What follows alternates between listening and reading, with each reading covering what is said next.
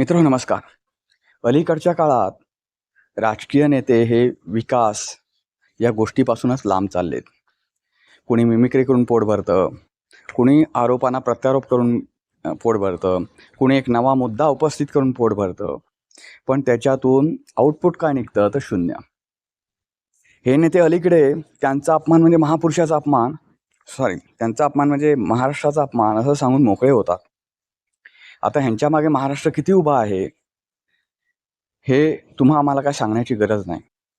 तर मित्रांनो, आज याच विषयावर मी बोलणार आहे की खरोखरच हे नेते म्हणजे महाराष्ट्र आहे का, किंवा यांचा अपमान झाला म्हणजे महाराष्ट्राचा अपमान झाला आहे का, आणि हे अलीकडच्या काळामध्ये विकास या गोष्टीपासून तुम्हाला कसं भरकटवलं जातं या विषयावर आज मी बोलणार आहे.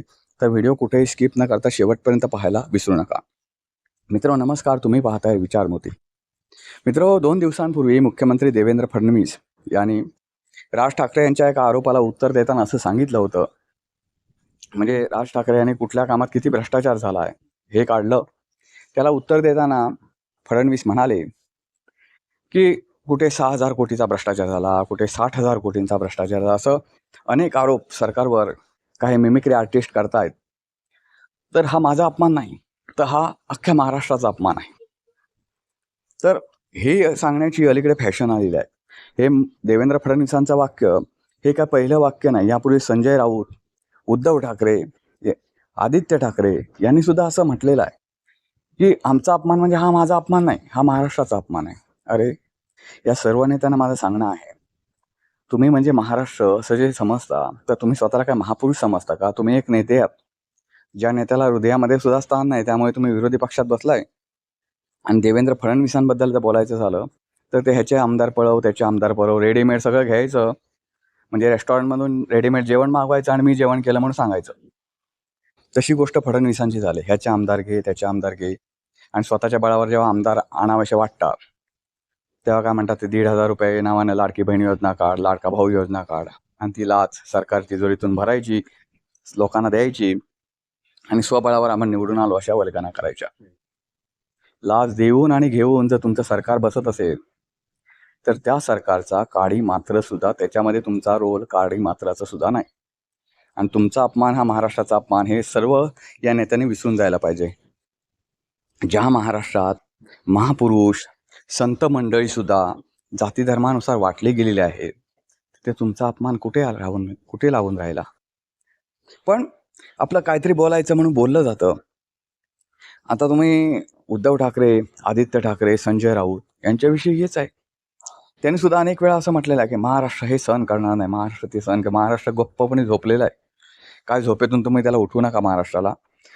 आणि तुम्ही पण तसं बघायला गेलं तर टीव्हीचा कॅमेरा आले की तुम्ही ऑन होता, तुम्ही उठून जाता, आणि ते परत आले की झोपून जाता. जनतेशी तुमचाही काडी मात्र संबंध उरलेला नाही. सत्ताधारी पक्ष आहे ते जनतेला कधी गृहीतच धरून चाललेत आता. म्हणजे ते जनता नावाची एक काही गोष्ट महाराष्ट्रात शिल्लक आहे हे ते मानतच नाहीत. जनता सुद्धा अगदी त्यांच्या त्यांच्या ऐशारामात, त्यांच्या त्यांच्या कामामध्ये, दैनंदिनमध्ये व्यस्त आहे. याच्यात महाराष्ट्रात विकास कुठे दिसतोय? आता फडणवीस बोलले की इथे घोटाळा झाल्याचा आरोप होतो, तिथे घोटाळा झाल्याचा आरोप होईलच ना. एखादं काम निकृष्ट असणं किंवा एखादं काम कोसळणं पावसामध्ये मी समजू शकतो. सगळीच कामं कोसळत आहेत. घरावरच्या छपरामध्ये, घरावरच्या म्हणजे आपल्या घरावरच्या नाही, ज्याने तुम्ही विकास कामं जी केले, जी छपरं बांधले कशावर, ते छप्परच्या खाली उभं राहताना सुद्धा कधी कधी धोका वाटतो, काय कोसळणार तर नाही. कोकण रेल्वेच्या रत्नागिरी स्थानक एवढं छान बनवलं होतं, ते सुद्धा एका वाऱ्यात उडून गेलं. एकदा नाही उडालं, त्यानंतर परत केलं, ते पण अलीकडे जवळपास 15-20 दिवसापूर्वी जो वादळ वारा आला त्याच्यामध्ये उडून गेलं. ही सगळी कामं तुमची पडतायत. याचा अर्थ काय होतो? वादळ वारे तर पूर्वी सुद्धा येत होते ना. चक्रीवादळात काही कामं पडली नाहीत, इतकी कामं मजबूत होती. चक्रीवादळ झालेली, ही वादळ चक्रीवादळ नव्हती. साधासा वारा आला की पडलं काम, आणि त्याच्यावर तुमच्यावर भ्रष्टाचाराचा आरोप केला, पैसे खाल्ल्याचा आरोप केला. ठीक आहे, त्यांचा आकडा चुकला असेल, पण तुमचं काम निकृष्ट आहे याच्यावर तर शिक्कामोर्तब होतं ना. हे साधा वादळ वारा त्याच्यावर शिक्कामोर्तब करायला लावतो, का करू नये त्यांनी?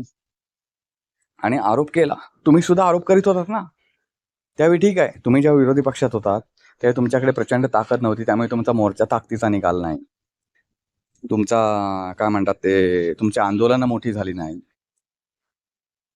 आणि जे काय तुम्ही आता मोठे झालाय महाराष्ट्रामध्ये, देशामध्ये मोदींच्या नावे आणि महाराष्ट्रात बोलायचं झालं तर शिवसेनेच्या नावे तुम्ही मोठे झालाय.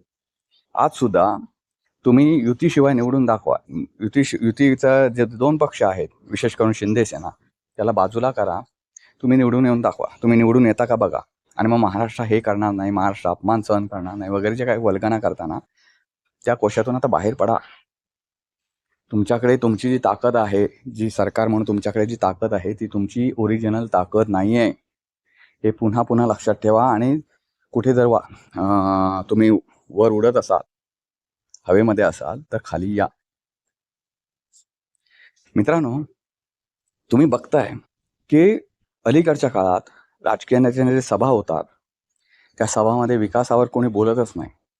बोललं तर ते आरोप प्रत्यारोपाचा तो एक भाग असतो. त्याच्यामध्ये कोणी सिरियसली बोलत नाही, ना विरोधी पक्षनेते बोलत, ना सत्ताधारी बोलत. त्यामुळे गंमत अशी झाली, राजकारणात जाऊन लोकांचा विकास करता येतो. 80% राजकारण, 20% समाजकारण. ह्या ज्या पूर्वी खोटेपणा जो बोलला जायचा, तो खोटेपणा सुद्धा आता सभांमध्ये दिसत नाही. इतकं तुम्हाला गृहीत धरलं जातंय की तुम्ही आहे ना मतदाना बाहेरच पडा.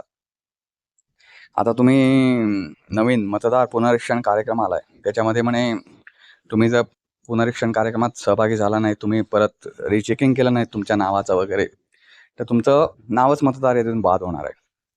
आता ह्या कार्यक्रमातून नेमके कोणते मतदार बाद केले जातील हे सांगता येत नाही. कारण तुम्ही बघताय पंजाबमध्ये काय झालं, पश्चिम बंगालमध्ये काय सुरू आहे, पश्चिम बंगालमध्ये काय झालं, पंजाबमध्ये काय सुरू आहे, हे सगळं तुम्ही बघताय उघड्या डोळ्यात. विरोधी पक्षांचे मतदार जर गायब केले मतदार यादीतून, तर वर्षानुवर्ष आपली सत्ता राहील. हा मनसुबा जर भाजपच्या मनात आला, तर काय त्याच्यात चुकीचं वाटण्यापेक्षा तुम्हाला आश्चर्य वाटण्याची गरज नाही. कारण भाजप हा एनाकोंडापेक्षा सुद्धा भयंकर पक्ष आहे. पशुपक्षींमधला पक्ष आहे तो म्हणता येईल. तो कोणताही विचार करू शकतो. आणि अशा मार्गानेच ते सत्य पहिल्या 2 टर्म ज्या आहेत मोदींच्या, त्या सोडल्या. त्याच्यानंतरची आताची टर्म हे पाहिलं तर खूप भयंकर आहे. पहिल्या 2 टर्म चांगल्या होत्या मोदींच्या. असं नाही की मोदींनी सगळंच वाईट केलं. नरेंद्र मोदींनी, भाजपने काही विकासात्मक बदल घडवले, हे मान्य करायलाच लागेल. जीवन तुमचं आमचं फास्ट केलं, जीवन सुलभ केलं. ज्या काही काँग्रेस सरकारने योजना काढल्या होत्या, ज्या झिरपल्याच नव्हत्या खालपर्यंत, त्या भाजपच्या काळात झिरपल्या. तुमच्या आमच्यापर्यंत direct to benefit, direct to transfer, DBTद्वारे तुमच्याकडे पैसे आरामात येऊ लागले. ह्या गोष्टी काँग्रेसच्या काळात होत नव्हत्या, त्या BJPच्या काळात होऊ लागल्या आहेत. हे मान्य करायलाच पाहिजे. पण त्याच्या पलीकडं पाहायला गेलं तर BJPने जो विकास तर केला, तेही मी मान्य करतो. पण ज्या विकासाची स्वप्न पाहिली, ज्या पद्धतीने विकास केला, तो नंतर काही दिवसातच भकास असल्याचं आपल्या निदर्शनास आलेलं आहे.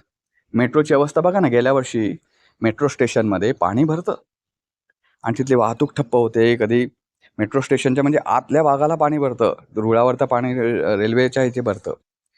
मेट्रो स्टेशनची गेल्या वर्षीची अवस्था तुम्ही पाहिली असाल मुंबईमधल्या.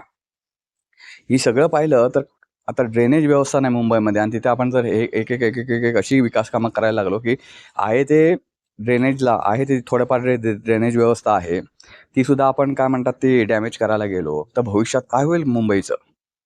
माणसं पाण्यावर तरंगायला लागतील, अशी अवस्था मुंबईची करून चाललोय आपण. बरं, त्याच्यात ना कुठला धोरणात्मक काय म्हणतात तो हे आहे, त्याच्यावर व्यवस्थित बसून तंत्रज्ञ लोकांबरोबर काय आपण सल्लामसलत केले, चांगल्या इंजिनियर्सची मदत घेतली, असं काही सुद्धा नाही.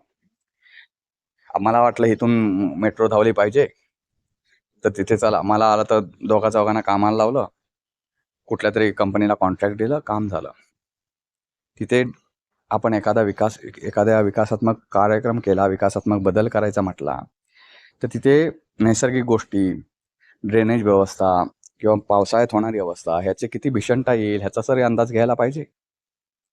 तर मित्रांनो, सगळ्या पातळीवर बघायला गेलं ना, तर सरकार अपयशी, पुन्हा सांगायचं तात्पर्य हेच, सरकार अपयशी आणि विरोधक झोपी गेलेले आहेत. त्यामुळे विकास या गोष्टीवर कोणी बोलतच नाही. प्रत्येक वेळी बघावं त्या आरोप प्रत्यारोप. आणि मग कोणी बोललं तर महाराष्ट्र हे खपून घेणार नाही आणि महाराष्ट्र ते खपून घेणार. महाराष्ट्र खपून घ्यायला हाय कुठे जागा तुमचा महाराष्ट्र? त्याला झोपवून ठेवला झोपेच्या गोळ्या देऊन तुम्ही 5 वर्षे. आणि महत्त्वाचं म्हणजे तुम्ही म्हणजे महाराष्ट्र थोडीच आहे. तुमचा अपमान हा महाराष्ट्राचा अपमान होऊच शकत नाही. कारण पहिली गोष्ट, तुम्ही महाराष्ट्राचे मुख्यमंत्री अनैसर्गिक पद्धतीने झालेला, ह्याचा त्याचा पक्ष पडून, ह्याचे त्याचे विचार पळवून. आता तुम्ही म्हणाल उद्धव ठाकरेंनी तेच केलं, उद्धव ठाकरेंनी ते केलं म्हणून तुम्ही ते कराल का? आमच्या कोकणामध्ये एक असं म्हटलं जातं, दुसऱ्यानं शेण खाल्लं म्हणून आपण खावं का? माझा फडणवीस आणि भाजपच्या मंडळींना हाच प्रश्न आहे की त्यांना शेण खाल्लं, ठीक आहे, त्यांनी शेण खाल्लं तर आता तुम्ही पाय उतार केलात ना, तुम्ही तरी व्यवस्थित वागा. काँग्रेसनं 60 वर्ष काय केलं मग? असं जेव्हा काँग्रेसवाले आरोप करतात तुमच्यावर विरोधी पक्ष म्हणून, तेव्हा काँग्रेसनं काय केलं? 60 वर्ष असं केलं तसं केलं, आणीबाणी लादली असं म्हणता तुम्ही, मान्य आहे. पण ते निघून गेलेला काळ आहे ना ते. त्या चुका तुम्ही तरी सुधारा की तुम्ही पण तसंच करणार? मग तुमच्यात आणि त्यांच्यात फरक काय राहिला? तुम्हाला निवडून कशाला दिलंय? काँग्रेस काय कोणीही सुद्धा त्यावेळी आणीबाणीच्या काळात सुद्धा विरोधी पक्षांनी आवाज उठवलेच होते, त्यांना तुरुंगवास घ्यावा लागला होता. तुमच्या काळात आवाज उठवल्यावर तुम्हाला एवढं लागतं का? पण आरोपाला प्रत्यारोपाने उत्तर द्या, हे काय? हे जे चाललंय. आणि महत्वाचं म्हणजे 2 दिवस त्याच्या अगोदरच 1-2-3-4 दिवस झाले, फडणवीसांनी मी बघून घेईन, ठीक आहे बघून घेऊ, अशी भाषा विधानसभेमध्ये वापरते. ही बदलायची भाषा, ही बघून घेण्याची भाषा फडणवीसासारख्या भाजप नेत्याकडे शोभत नाही, नेत्याच्या तोंडी शोभत नाही.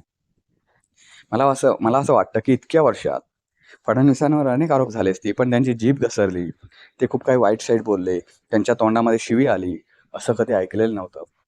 ते आता हळूहळू भाजपवासी होत आहेत, त्यांच्या वर्तणुकीतून, त्यांच्या बोलण्यातून असं कधी कधी वाटायला लागलंय. मित्रांनो, याबद्दल तुमचं मत काय ते जरूर कळवा. व्हिडिओ आवडला तर लाईक करा, शेअर करा, चॅनलला सबस्क्राईब करायला विसरू नका. पुन्हा भेटू पुन्हा एका अशा नवीन व्हिडिओ. तोपर्यंत नमस्कार.